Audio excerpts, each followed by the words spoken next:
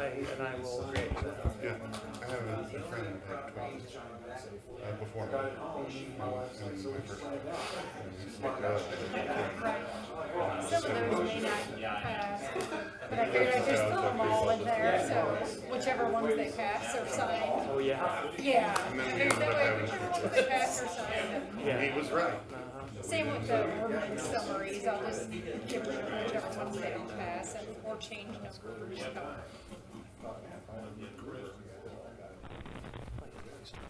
Okay, We are Well, streaming and she's. we are streaming, okay, and we've got Christina. It's 7 o'clock in Gardner, not according to that clock, but that clock's wrong. Good evening, everyone, and I'm gonna call the meeting to order and invite everybody in attendance to stand and join us in the Pledge of Allegiance. I pledge allegiance to the flag of the United States of America and to the republic for which it stands, one nation, under God, indivisible, with liberty and justice for all.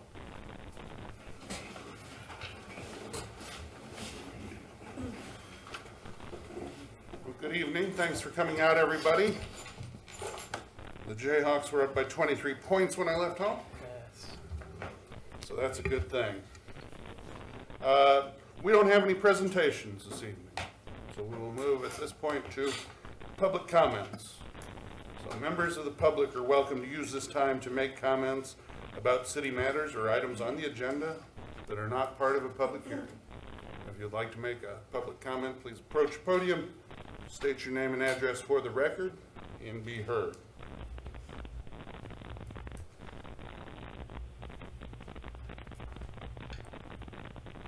With no one coming forward, we will move on to the next item on the agenda, the consent agenda. Is there a council member that would like to remove an item from the consent agenda? Not hearing any. I'd entertain a motion to approve the consent agenda. So moved. Second. Motion shoot second winners that we approve the consent agenda. All those in favor indicate by saying aye. Aye. All those opposed? Any abstention? The consent agenda passes. Next item on the agenda is committee recommendations. And the first one is considered accepting the dedication of rights-of-way and easements on the final plat for Plum Creek Manor 2. Larry Powell, good evening. Good evening, Council, Mayor. The first item we have tonight is a Planning Commission recommendation for the finishing of a subdivision which is titled the Plum Creek Manor 2. As most of you may or may not know, this is a vacant or open area that's in between what would be where the fire station is located at 183rd Street, north from that area up to where it backs up to the housing that just is behind Grand Star Elementary and the middle school in that location. So the Planning Commission has reviewed this. After review of the application FP-1706, a final plat for Plum Creek Manor 2, parcel number ID CF 2214525-2003, and a final plat dated November 2nd, 2017, and street plan dated November 2nd, 2017, and a staff report dated November 28, 2017, the Planning Commission approves the application provided the following conditions are met. One, that the excise tax in the amount of $187,276.59 shall be paid to the city prior to recording of the plat. The construction plans, two, the construction plans for any utilities, infrastructure, or public facilities shall meet all the technical specifications, and public improvement plans shall be submitted and approved prior to the release of the plat for recording. Three, that revise the street plan to add trees at the southwest corner of lot 27. 4, revise the street tree plan, planning note 5 to read that the city of Gardner instead of Johnson County wastewater sanitary.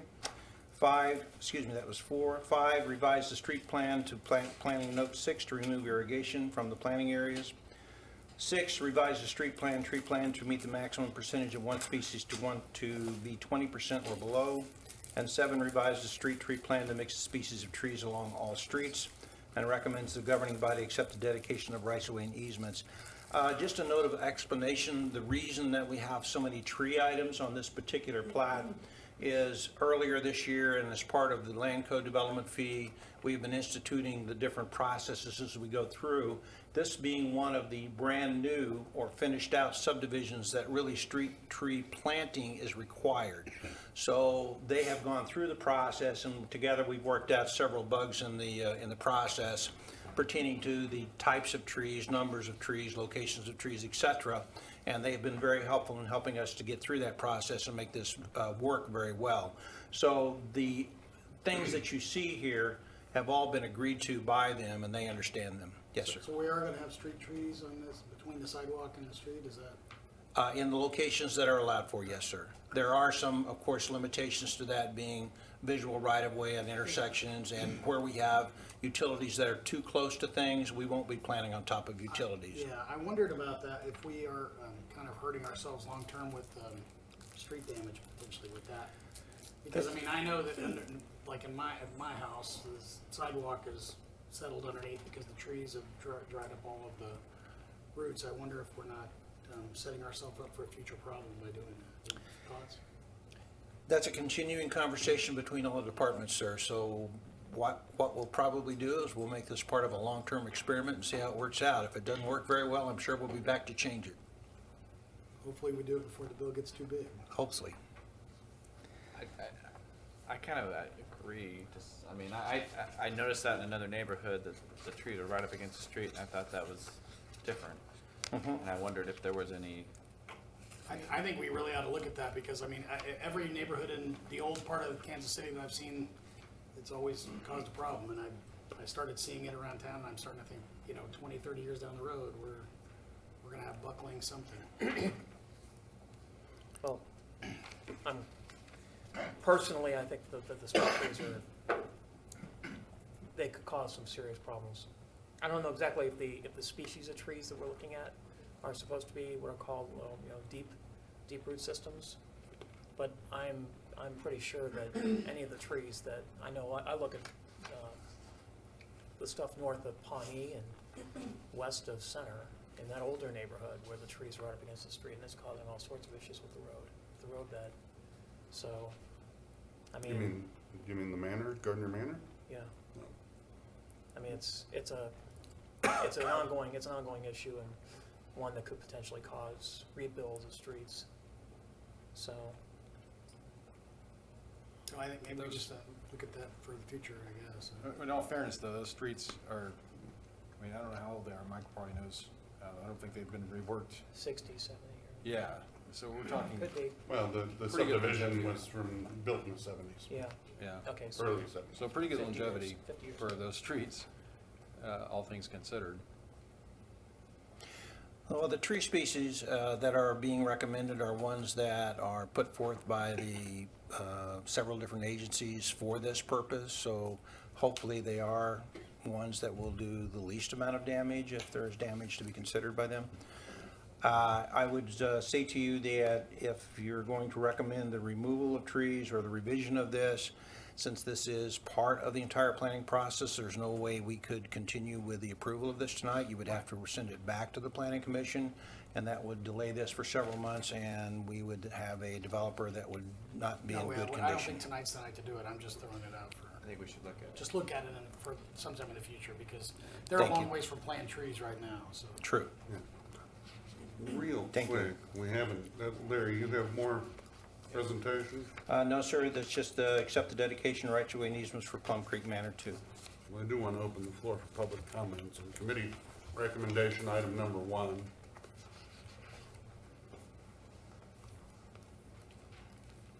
With no one coming forward. Mayor, But is there any way you can activate those microphones? We can't hear any of them. Really? Everyone? How about now? What was that? I'm trying to talk. Mine's working. Can you hear mine? Speak into it, yes. Yeah. Okay. Nobody ever seems to have trouble hearing me. Am I part of the problem? Or Chris, we hear you loud and clear. the voice carries? It's the dad voice. 6 kids. Don't do it. We'll try and speak up for you, Jerry. If you raise your head over those monitors, all I can see is your eyes. Right. Well, The microphones are down here, though. I'll pull them up here. How's that?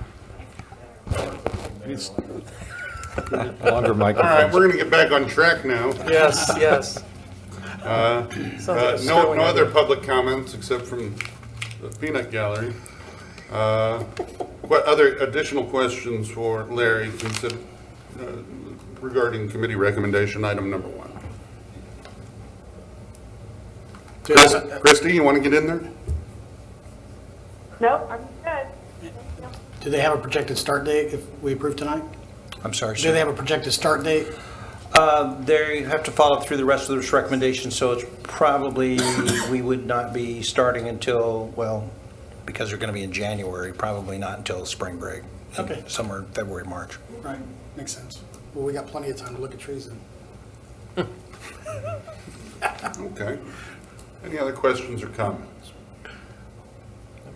If not, I would entertain a motion for committee recommendation item number 1. So moved. Second. Motion, shoot, second winner is that we accept the dedication, right-of-way, and easements for Plum Creek Manor 2.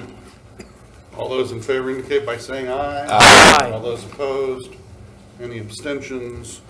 Committee recommendation item number 1 passes. Committee recommendation item number 2. Consider denying an amendment to Gardner Municipal Code, Title 17 Land Development Code of Gardner Municipal Code pertaining to Section 1710, sign standards regarding wall signs in residential districts. Larry Powell. Thank you, Mayor. A brief history. This started several months ago. We had a action taken by codes on a complaint from the public of a item that was identified as a wall sign in a residential neighborhood. The item exceeds both the time frame limitation and size limitation for what we currently allow in our code for that item. The Planning Commission did take under review the commission's recommendation to look at the code to see if that, in fact, stood the test for what it was supposed to represent or if it needed to be changed. After much discussion and much review with other cities' codes, it is the recommendation of the Planning Commission that you do not change or, in fact, deny your own request to change or amend the code in that respect. So the motion to deny means that nothing changes in the code. There is an alternative amendment for wording, which has been reviewed, which slightly changes the code to make it more clear. However, I would tell you that that definition also defines the existing item as a sign, and it would still be illegal. So changing to the alternative wording does not in any effect change the code to allow that particular item to remain where it's at. It's not that we find the item personally offensive, no one does. It's the fact that what we're doing is allowing something to remain in place that has been deemed to be not worthy of being in place. It is a sign by definition. It is oversized. It has been up for over 2 years. It is way past the 90 days that we allow something to be in place on a temporary sign business basis. And it could be either taken down and kept inside and then remodeled in a smaller format and put up for 90 days at a time. And they could even put up 2 of them of a smaller size, one in the front yard and one in the backyard if they wanted during that 90-day time period. So the recommendation through all of this is to deny, which means if you vote yes, you're approving the denial for the code to say the same. Or you then would have to alternately do something else on a different violation, a different type of matter, subject matter, or you could accept the alternate language. And there may be something the attorney needs to chime in on. It's their preference. I mean, if they can It's illegal either way, so talking about, well, let's go ahead and see where the discussion goes. If they want options in terms of Yeah. that piece, then we can talk about that. In which case, unless you have further presentation, we'll open the floor for public comments regarding committee recommendation item number 2. No one coming forward. Questions from council or Larry, legal counsel? Anyone? I would just like to say thank you for the explanation, especially of what a yes vote would mean. I Yes, think that works for me really well, especially when you're voting yes to approve a negative. So I don't have any other questions, I don't think. Yeah. I have one. My question is, how do I vote to maintain that the sign ordinance just doesn't, we just don't have one? I haven't seen a problem in the last several months that jumped out at me that said we needed one back. I mean, I think everybody's pretty well responsible in town, and to me, I don't see that we really need it. My recommendation for that would be vote no on denying the change, and then building a consensus to get that back before the council. I'm not sure that, Something like that would, you could initiate a recommended, basically amendment or repeal of that section of the code. This body could, per statute, that would initiate the process. It would then be required to go back to planning commission. Planning commission would have to make a recommendation, pass it back up to this body. I have a feeling, and Larry, you answer me if I'm wrong, you correct me, but pretty much every city out there's got a sign ordinance of one type or another, yes? Yes, sir. And Trailblaze here, but I like that idea, trailblaze. I was going to say, we've spent this money already, unfortunately. We've had a sign ordinance. We paid for it. We paid Ryan to help us with it, most likely. We've expended volunteer resources to come up with it. It really wouldn't make a whole heck of a lot of sense to me to get rid of it at this point, especially knowing that 6 months from now, somebody puts up a really offensive sign somewhere, and we're going to be right back here talking about it again, expending city resources, talking about this same thing, when we could just take care of it right now. Agreed. I agree. I don't have a vote, but yeah. Yeah. It's common sense, I guess. Well, and honestly, I mean, we had steering committees for a sign ordinance, and then we redid the land development code. Yes, we did. And it got studied again, so, I mean, this is. How much did we spend on land development code? 90,000? 80,000? Sorry, between 80 and 90. You all hired Gould Evans and put Yep. that together. And they did all the heavy lifting on doing the Extensive research. comparison with other communities. The only thing I say is that I totally understand the rationale that the Planning Commission used, and appreciate the due diligence that they did on this matter. I don't think there's anybody around this table, this dais, that hates the Kansas City Royals. But I also think that, from the standpoint of consistency and the rule of law, I think we have to be diligent, and we have to be consistent, and make sure that we don't have situations where people are just throwing up, signs on the back with Confederate flag and stuff like that, just because they want to, stir the pot. So, anyway, that's my No, I that's don't my want an thoughts on Oakland that. Raiders sign going up. Or Oakland Raiders sign, or God forbid, New a York Denver, Yankees. Denver Broncos sign. Just so I'm clear on it, you said that the approving the current code would allow them to have, for a temporary period of time, a smaller sign front and back of the property. What size are we talking? Because they're right now like 4 foot by 4 foot or something like that, right? It's approximately 50% the current size. So 2 by 2 instead. Well, no, 50% of the current sign they have up, which is oversized. Oh, But yes, sir, the current code allows them to do that now. So by voting yes again, you keep that framework in place. What was, you mentioned the alternative language. What was changed? I think it's in the red, that's all. The alternative language reads as follows. A sign definition. Sign means an object displaying any writing, insignia, logo, or other graphic elements used as or in the nature of communication that is affixed to, painted, or represented directly or indirectly upon a building or other outdoor surface, and does not include ornamental architectural details as reflected in section 17.07.030 Building Design Standards. We're not dealing with something that would be part of a building structure. We're dealing with something that someone has created or purchased or designed and then is placed onto a wall or a part of a building and then thus becomes a sign. So a mural would not necessarily meet this definition? A mural, if it meets this definition, would still be a sign.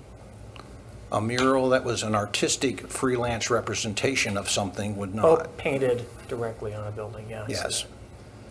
that. And Interesting. this definition has met the test of several organizations and cities and so forth. So it is just slightly different than our current, but not so much that it makes any difference to the current sign display. And to be clear, the definition in your current code also, many cities have that. It's similarly been tested by litigation, so. Sounds like we're in terra firma, but anybody else, questions or comments? So real quick, one more time for me, slow guy. We're going, if we want to maintain the current one, we're voting Yes. yes. If you disagree, you would vote no. Okay, thank you. I will never understand. And would a yes vote include this alternate language? No. No, it would not. No, because that's. You would have to make a motion to adopt the alternate The language alternate ordinance. rather than the suggested recommendation of voting. Sure, sure. Okay. Any other questions, comments? To Steve's point, I think I'd like to say, let's go Royals. Does that mean we're adjourned? No, it doesn't. Purely for sound effects. For those of you that are not regulars here, I'm getting late in my term, things are getting loosey-goosey, so you'll have to forgive me. I'd entertain a motion for suggested motion number 1. Someone. Second. Motion winner second, Melton, that we deny adoption of text amendment TA 1703, an amendment to the Title 17 Land Development Code of the Gardner Municipal Code, amending the definition of sign per Planning Commission recommendation. All those in favor indicate by saying aye. Aye. All those opposed? Any abstention? Committee recommendation number 2 passes. Committee recommendation number 3, consider adopting an ordinance approving amendments to Gardner Municipal Code Title 17 Land Development Code of the Gardner Municipal Code pertaining to section 1707 building standards regarding building design and performance standards for the general industrial building type. Larry, it's the Larry Powell show this evening. Thank you, Mayor. This is a little more difficult subject, so forgive me while I backtrack and give you a little bit of history and run through. In the Land Development Code, we created several new building design standards. One which we had not anticipated working on so diligently was one that included logistics warehouse size facilities. Because most of the standards that we have in our building design standards were focused on either residential or small commercial structures. When we get into the area of logistics warehouse facilities, we're dealing with structures that are hundreds, if not 1,000 feet long or better, and hundreds of feet wide. And as such, some of the design standard characteristics become harder to apply and harder to maintain, such as massing, vertical structures, the difference in whether or not we have transparency enclosed in the front or sides of the building. When we're dealing with concrete boxes, which is what most of these are, you're dealing with some very different physical attributes of the building itself. So as such, we asked the Planning Commission to initiate a text amendment to review these items and come up with some recommendations, and that's what you have before you now. These changes are actually additions and changes to the existing land code in order to allow us to have what we feel is a more consistent and current view of how these structures are built. Because our existing code basically has some size limitations, some transparency requirements that are a little bit abusive, and some different physical standards that just basically don't apply to buildings of this size. So based on that, we are recommending that the primary entrance be struck and become a primary entry feature, and that we have a minimum of one per required on a required street frontage. This is so that if you have, for example, and I'll use the Coleman Building, people are very familiar with it. The Coleman Building is structurally set up so that it faces either Mercury Street or the old Industrial Road or old US 56. So its primary entrance is located in that area. What you may not realize is that there's a secondary entrance that has been designed for the back of that structure, either for that building to be split in two so that there could be two entrances to the building for two businesses, or an addition put onto the building and then that entrance be used for an additional building as it extended to the north. That faces Mercury Street. When that building was designed, the entrance requirements were such that it would not have been needed to be there. However, the company that built the building, having built other buildings, knew that and went ahead and put it in place. So what we're doing with this requirement is we're making sure that we have at least one structural, well-known, well-defined entrance defined for the building. Plus, if they have other street frontage, they need to have one for that side also. So on massing on the street facades, and this is where we get into the component breakdowns, we want to make sure that the main mass or the larger single wall planes longer than 100 foot by using at least one of the following options. In other words, you're identifying it by using these options. Changes in the wall plane involving projections or recesses of at least 1 foot and extending the full height of the facade, and it changes every 100 feet or less of a facade length. So if we have a change in the building facade, it needs to occur at those intervals. We need varying roof lines or roof forms every 100 feet or less of facade length. We're trying to maintain something that's just not a straight line across the whole roof line. We want some variation in height, some variation in projection, some variation in depth, something that shows something besides just a straight line roof. We have pictures of some of these items in the back that you should have had available to you. Transparency is the next item, and that was something that we had originally required is 30% on every side of the building, which is basically impossible when you're dealing with a concrete box, because you take away too much structural integrity of the wall facade to hold itself up if you have that many holes in it. Plus, we have doors lining the facade which are built into that. Structurally, they're integrally made to that, which take up a lot of the buildings on the sides anyway, so you don't have rooms for windows above those. So we have a minimum of 15% minimum on all street-facing facades. Up to 10% of the required transparency can be waived upon substitution of a higher quality building material such as solid brick, stone, detailed concrete, burnished CMU, specialty glass, or architectural panels. So they can, in fact, offset some of that glass if they want by making the building look better by using higher quality materials. Articulation, horizontal and vertical breaks with similar architectural details, materials, and colors shall be used on the building facades. And again, we're trying to create some variation of a theme here. So such breaks may include bands of accent color, changes in materials or textures, windows and doors, exposed expansion joints, shadow patterns, expression lines, cornices, raised parapets, single line plane changes in color, and not an aircraft. We're talking about the vertical surface up and down or left and right. in colors, materials, and textures shall be separated or framed by expression lines, trim, or similar outlines. The ornamentation, again, gets back to large blank areas. We have buildings hundreds of feet long. Above the doors and below the roof line, there'll be areas that will be 50 feet or better in height and in expanse, so that we're asking for some type of break lines or shadow lines or bands of color to help break those up. So that gets into the ornamentation output. And as you can see then from the staff recommendation, we went through and listed all those items again. The only difference between the staff recommendation and what the Planning Commission recommendation is that the Planning Commission recommendation had reduced on item 2 on the second page there, the transparency 30% minimum on street frontage. The staff recommendation is to maintain the 30%, but reducing that if needed to a lower number based on the same using of the same items, but maintaining the 30%.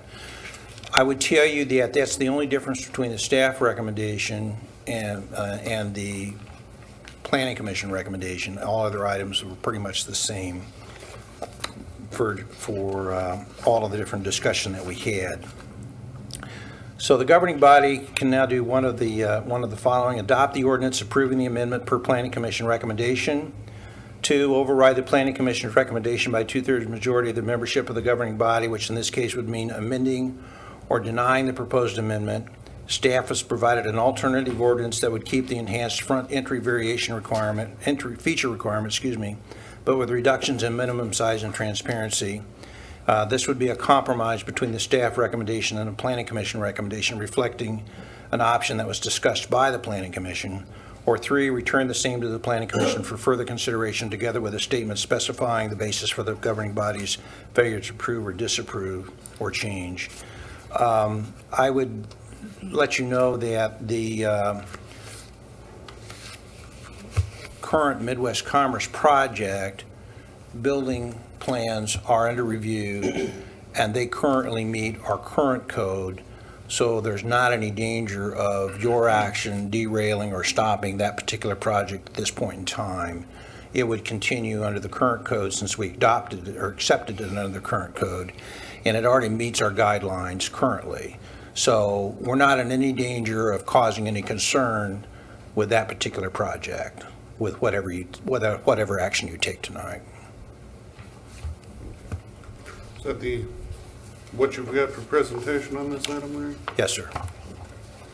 Well, this is committee recommendation item number 3. Does anyone have public comments regarding committee recommendation item number 3?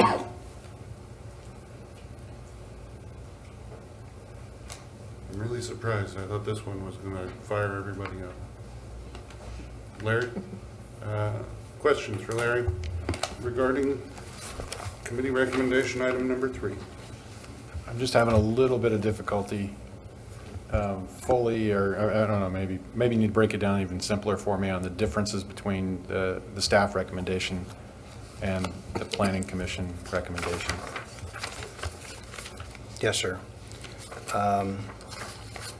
The difference would be on the item transparency. So the staff recommendation would be to leave the minimum 25-foot enhancement area in place. That 25-foot has been removed in the Planning Commission recommendation. We felt it was important to enable the enhancement of the specific door area was easier enhanced by maintaining at least a 25-foot section on each side of the door versus taking that away, because otherwise you could basically have a door with a little roof, a band of color, and maybe a window. By going 25 foot wide, you at least have a bigger area that enhances and identifies that front door building facade, and that's the main difference, sir.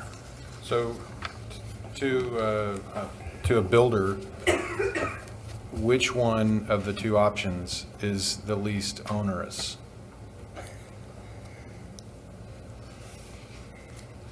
It's a hard question to answer because it's different for every developer. For some of them, anything that costs them an extra amount of money is onerous. To others, it's, I want it to look good and money's not the option. It may be I don't want to spend the money on windows. I may want to spend it on decorative facade. So it's not necessarily a money situation. It's, they can always do more. We're not adverse to them doing 50 feet on each side if that's what they want to do. So that's not the issue. It's just that we're trying to set a minimum to identify the characteristics, that particular characteristic. And the transparency was where we got into, and by transparency, we're talking about being able to see into the building or out of the building. And so how much of that building wall should be transparent? And we're usually dealing from 2 foot to 12 foot on window facades on a normal building. When we're dealing with something that's 40, 50 feet tall, they may have a mezzanine, and so your windows are at 20 feet or 25 feet. That's strictly their call as to how much windows they want to put in, because they'll design the strength characteristics to carry that. What becomes the issue is how much of that is transparency do we require, and how much do they want to go over that amount? So the Planning Commission felt like the 15% level of transparency was adequate, and they felt like if they had that much, but they could take it down 10%, if they had that much, they would be covering that lower level area of windows adequately enough to make it a primary entrance feature. Staff felt like it needed to be a little bit bigger than that. That is the only main difference in the discussion. I guess, if you don't mind,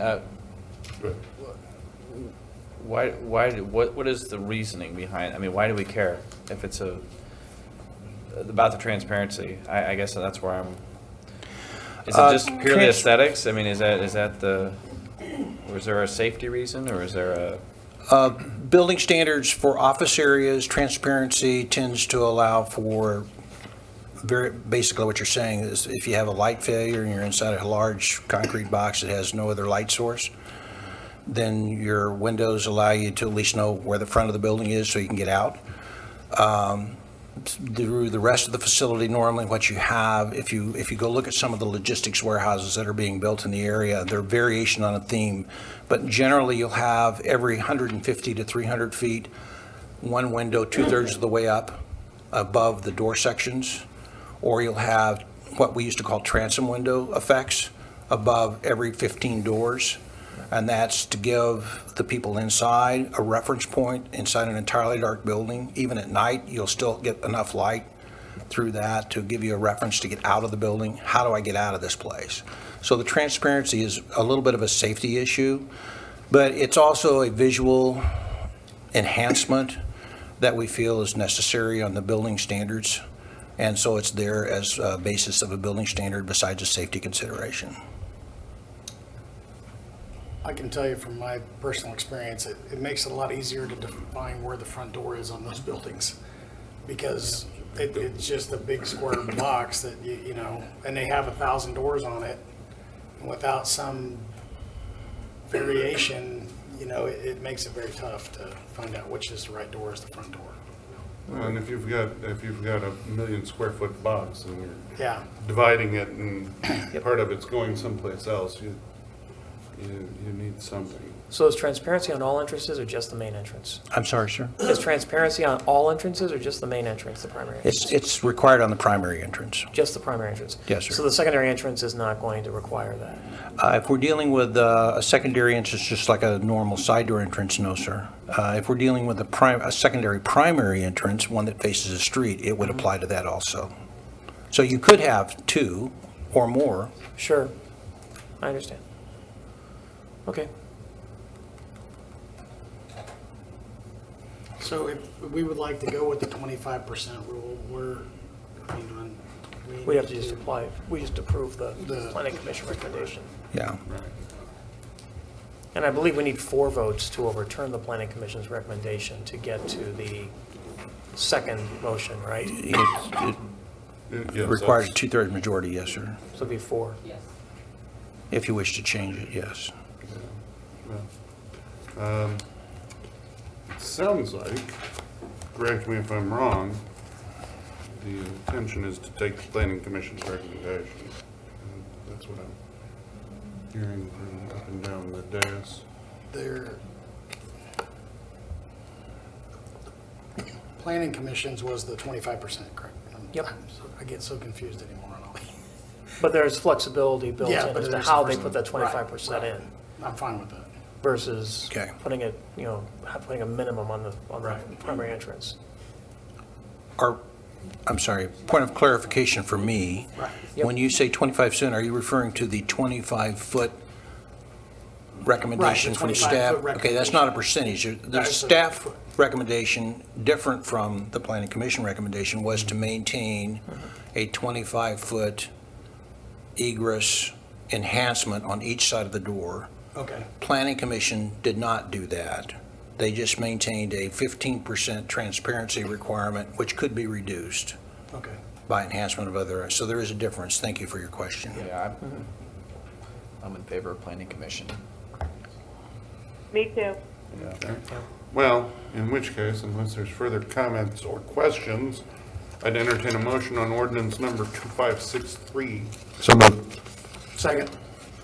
Motion Moore, second Shoot, that we adopt ordinance number 2563, amending Title 17 Land Development Code Set the alternative. of Gardner Municipal Code pertaining to the design and performance standards for the general industrial building type in Gardner Municipal Code 1707040, as recommended by the Planning Commission. City Clerk, call roll, please. Councilman Moore, Yes. Councilman Melton, Yes. Councilman Winters, Yes. Councilman Shute, Yes. Councilwoman Harrison, Yes. Ordinance 2563 passes. They keep it? Did I mention it was the Larry Powell show this evening? Which is, Next item on the agenda, consider adopting an ordinance approving a rezoning from A, Agriculture District, to R1, Single Family Residential District, and R3, Garden Apartment District for Tuscan Farms located south of Nike Elementary School along South Gardner Road. Larry. thank you, council. We have recently annexed this property. The owner of the property is in attendance tonight if you have any questions as we go through this. Mr. Burkdahl. The Planning Commission recommendation after review of case Z-17-02, which is a rezoning from A, Agricultural District, to R1, Single Family Residential District, and a portion of R3, Garden Apartment District for Tuscan Farms, parcel IDs CF221502-3001, CF221502-2013, CF221502-3011, 2F221502-4009, and 2F221502-4007, and 2F221502-4001, located south of Nike Elementary School along South Gardner Road. And a staff report dated November 28, 2017. The Planning Commission recommends the governing body approve the application. A little bit of quick history for you. This Planning Commission was well attended by both the public and by people that live in the area. Their two primary concerns, which they well articulated, was one of traffic concern, and the other one was the continuation of review of the drainage characteristics of the area. A piece of new information for you, I received today an updated stormwater management plan, which I will give to the city clerk. And basically, the only difference between this stormwater plan and the one that you have in your packet is that the conclusion is that they will be building a stormwater detention facility in the southeast corner of the east end of the property. That was indicated as a detention area on your preliminary plat, but this stormwater plan clarifies that a detention area will be built there. The original plan did not specify that, which was something that was articulated by the people that lived in the area they wanted to see done. So this does fulfill that. So what will happen is when you get the final plat in the next month or so, it will show on that detention area will be shown on there, even though it's not so designated on your preliminary. Okay? The other item, which was well discussed, was the traffic concerns. We got into a discussion, of course, of 191st Street, the backup situations, what the future growth of the area would be like, et cetera. The Planning Commission took all that into consideration and felt like that they really couldn't hold a developer hostage to future traffic concerns, and that those traffic concerns would be taken care of through the review of 191st Street and through the adoption of future traffic improvements. And so therefore felt that it was not a compelling case to have any additional traffic review other than what was already provided for the plan in your paperwork. In addition, there was a concern expressed by the fire department early on about having only one entrance. That has been taken care of through the showing of a second entrance, which will be constructed as soon as possible as needed to allow for that to be taken into account. So those take care of the two traffic items that we had. We've also made sure that the setback requirements, the county is doing some additional setback that we've been made aware of. We've made sure that our setbacks and our right-of-way that they are granting us, and this more than adequately covers the county sections of roadway for which they're making ditch improvements at the present time. So we're working with the county in that regards at this point in time through our Public Works Department and making sure that all those bases are covered and there won't be any overlap or where we're going to go in and tear something else up that somebody put in brand new. We're making sure that that doesn't happen. So that would be all the presentation at this time, sir. Okay. Public comments regarding new business item number 1? Larry, you said Mr. Burkdall's in attendance. Thank you very much for your investment in our community and time, energy, effort to bring this to this point. We look forward to seeing it go forward. Thank you very much, sir. Thank you. I don't see anyone coming to make public comments. Questions for Larry, staff, or we do have the applicant in the audience.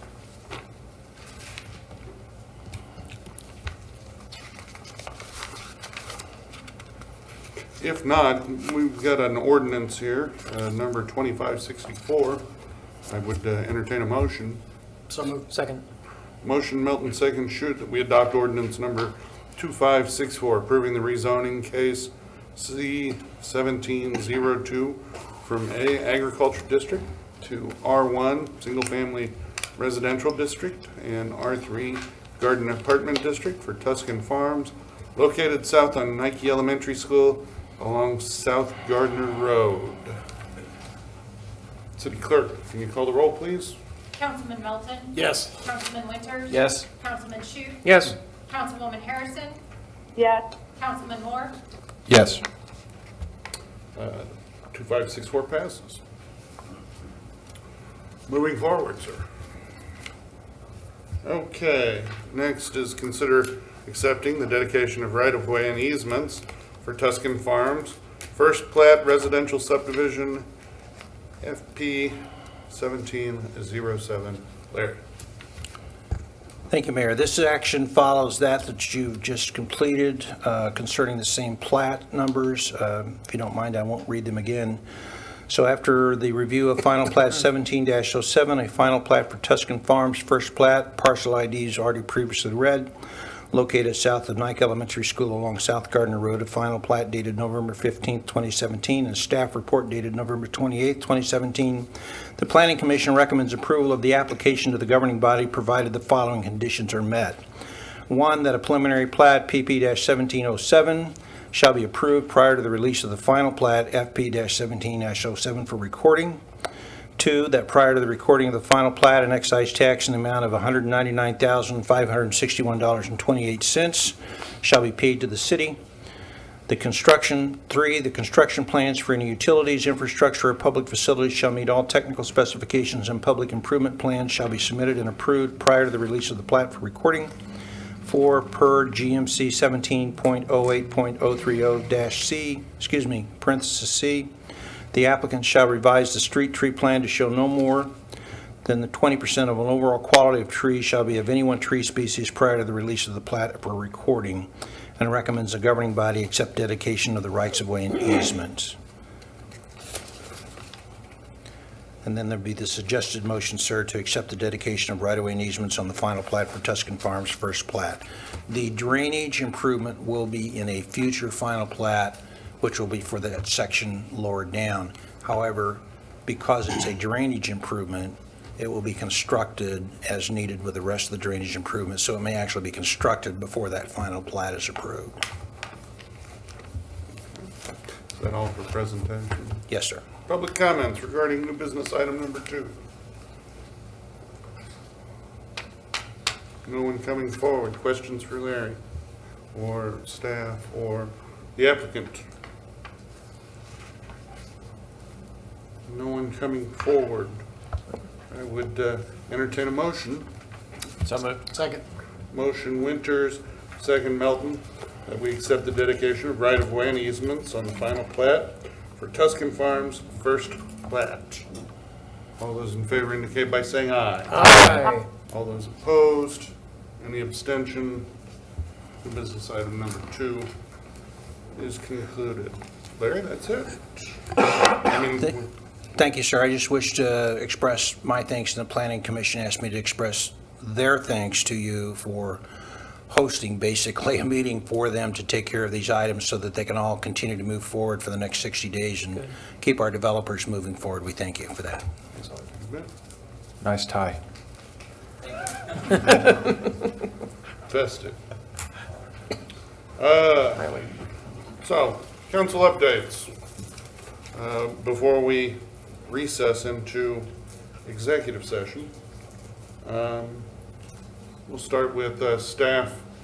Anyone have something for council? Fire district? Anything? No? Stick with public safety. Captain? No, sir. City clerk? No, sir. Laura? Yes. Legal? The only thing I would say is on your next item, with the changes in the Kansas Open Meetings Act on the executive session, we're actually going to be doing 2 executive sessions. The changes effective July 1 dictate that you can only address one subject in each executive session. They're both going to be pursuant to the attorney-client privilege. The first one, and Mayor, I'll give you this language, will be, you also have to state the purpose of the executive session. The first one will be for the purpose of discussing a personnel matter relating to non-elected personnel with legal counsel. And the second one will be for the purpose of discussing a legal dispute regarding city property. That's all I have.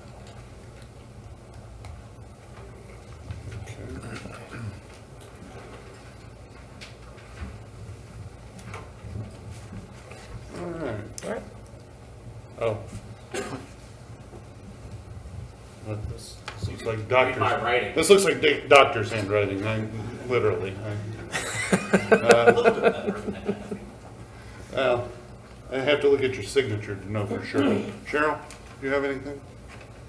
Yes, 2 things. On this past Friday, Water One hosted the public leadership breakfast for governing body members and appointed staff. And I attended that leadership breakfast along with several members of Johnson County as well as on the Missouri side to celebrate Water One's 60-year anniversary of being a provider of water service for the area. And we are continuing to talk with them about helping us to provide water as we look at the additional growth on the east side of the interstate. In addition, I want to call your attention to an item that was listed in the Friday Minute Memo regarding the employee engagement survey. And we'll be doing a detailed presentation at the first meeting in January, but very briefly wanted to talk about a case study that SHRM did, and as it relates to our numbers were very impressive for the 2 years. We had an overall increase of 13.6%. We benchmark in over half. We almost more than doubled our numbers from 2015. And the case study that SHRM did looked at numbers very similar to ours with a private corporation. And with that corporation, with numbers very close to ours, they increased their stock numbers by over 500%. So we are in good company with even the case study that Sherm looked at in the private sector, and we'll give you more on that at the January 2nd meeting. I wouldn't mind getting an emailed copy of the case study in advance. Information and the numbers, okay. Yeah, sounds like it would be interesting. Okay. Michael Kramer. Yeah, I just had one quick thing. I just wanted to mention that Keith Curtis and Don Curtis passed away in a plane crash accident this weekend. Residents, I believe, of Gardner and of our airport, flying out of our airport. The accident was near Branson, Missouri, and our heart just goes out to those folks. Absolutely, saw that in the news. Thank you for mentioning. Larry. No, sir, pretty well handled everything I have. Okay. Gons? A quick update on the this year. The utility department presented over, I'll probably say 30 agenda items to the UAC for recommendation. The later went to the city council for approval. Out of the 30 items, we have completed close to 90% of them. That includes the computerized maintenance management system, which should be in place starting second week in January. The rate studies, the wastewater, water, we have a preliminary draft. The electric will be started hopefully next week, and we should have the results by first quarter of next year. But overall, we have completed 90% of those projects, some pretty with a high price tag like the Dogwood participation. But I think my staff have done a very good job completing 90% of the projects. Thank you. Well done. Thanks, Gons.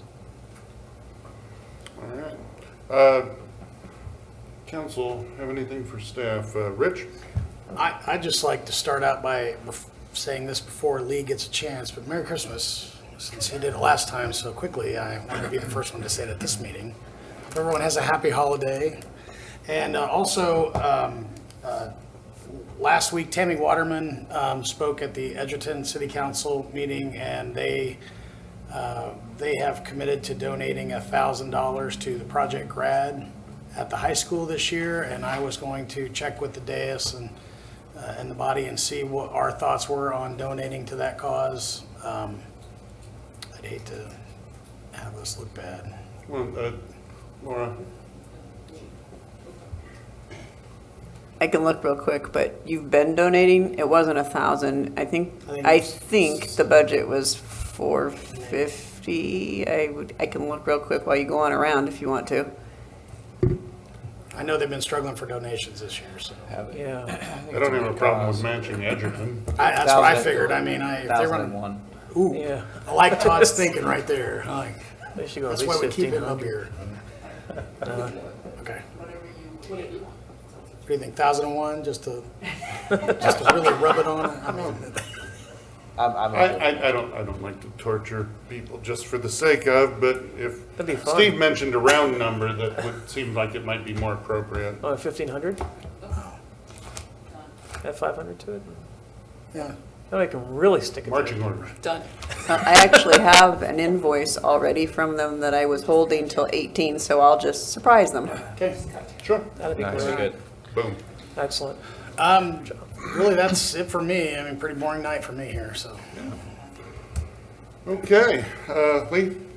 In honor of Larry's tie, I would also like to wish everyone a very Merry Christmas and Happy New Year and Happy Holidays. That's all I have.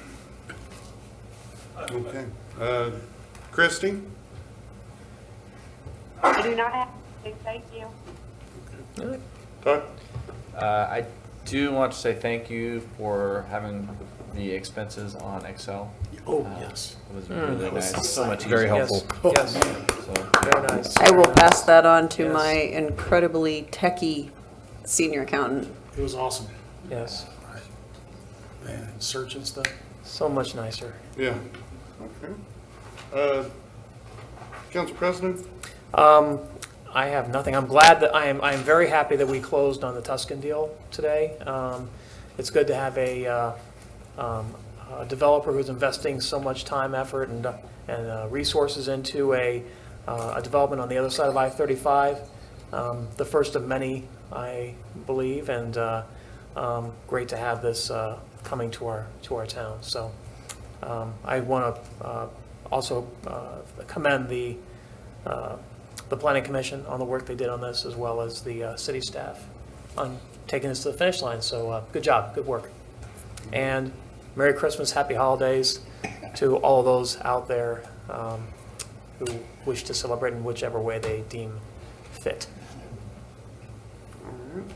Well, yeah, I want to say thanks to the Mr. Berkdahl and the people from Tuscan Farms, as well as LS Commercial and the people from Excelligence Learning Corporation. It was great to have a groundbreaking. It was a little blustery, but it was all in all a good showing, and it's quite an accomplishment to have another big industrial user moving to town exactly where they're supposed to be and in a manner that meets all of our guidelines. And then finally, I'd like to thank each and every staff member that had a part in organizing the volunteer appreciation Yes.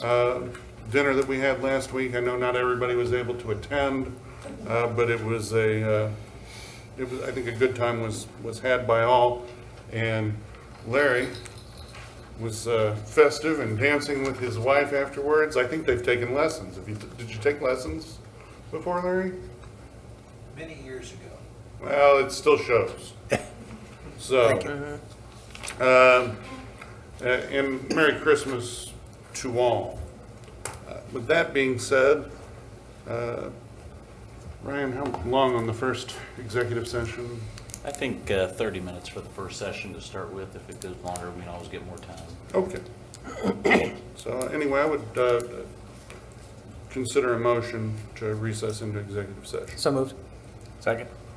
Motion Shoot, second Winters, that we enter into executive session to pursuant to attorney-client privilege pursuant to KSA 75-4319B2 to discuss personnel matters related to non-elected personnel with legal counsel, adjourning at, recessing at 8:02 and returning at 8:32.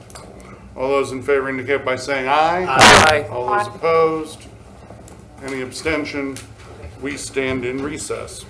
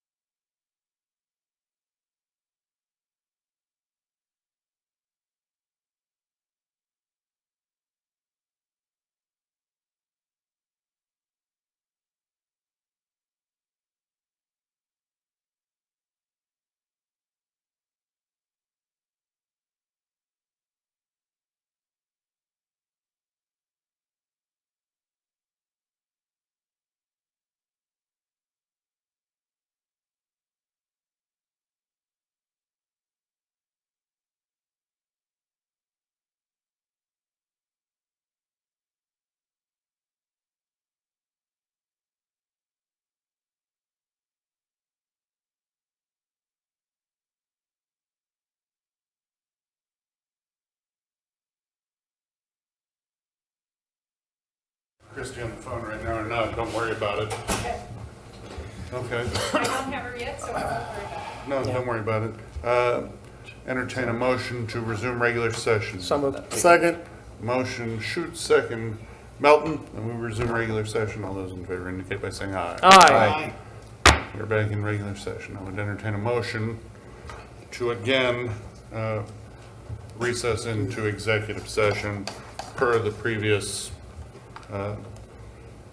matter, personnel matters relating non-elected personnel with legal counsel. Recessing at 8:32, resuming regular session at 8:47. All those in favor indicate by saying aye. We need a motion and a second. Oh, yeah. I will move that. Second. Motion, shoot, second winners. Let's see. That we recess into executive session. All those in favor indicate by saying aye. Aye. All those opposed? Nice. Executive session. Have those checked.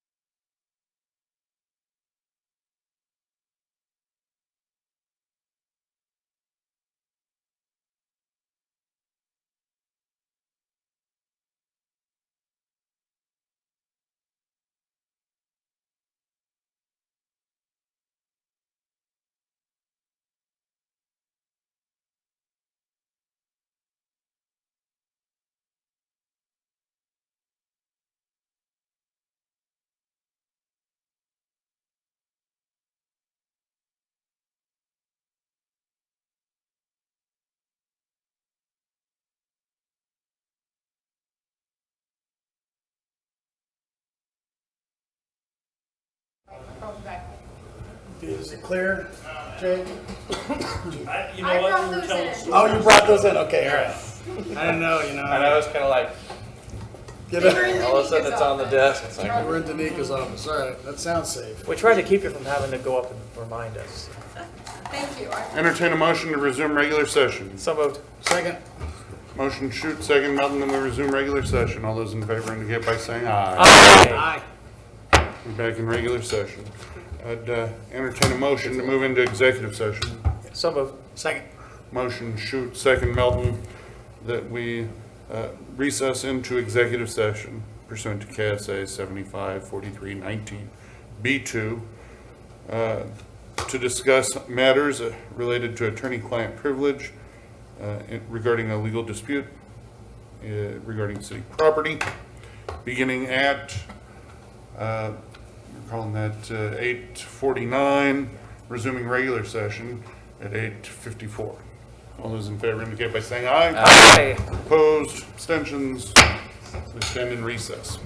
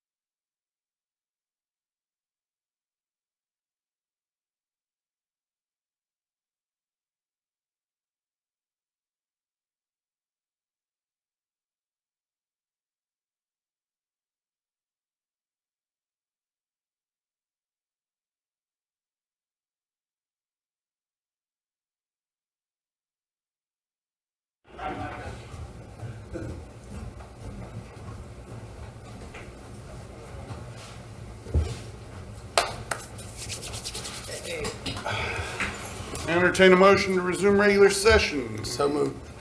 Second. Motion, Melton, second Moore.